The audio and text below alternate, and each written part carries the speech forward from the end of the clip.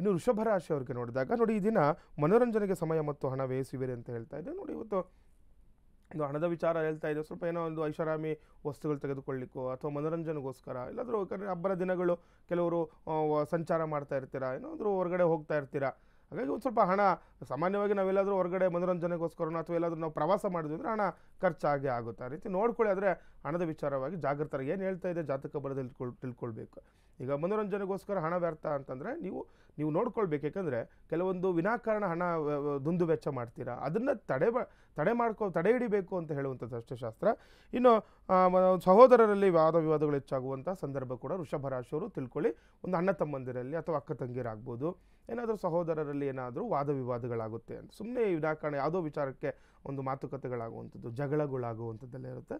ಹಾಗಾಗಿ ಎಚ್ಚರಿಕೆಯಿಂದ ಮಾತನಾಡುವಾಗ ತಮ್ಮನ ಜೊತೆನೋ ಅಥವಾ ನಿಮ್ಮ ಅಣ್ಣನ ಜೊತೆ ಮಾತನಾಡುವಾಗ ಸ್ವಲ್ಪ ಎಚ್ಚರಿಕೆಯಿಂದ ಇರೋದು ಸೂಕ್ತ ವೃಷಭ ರಾಶಿಯವರು.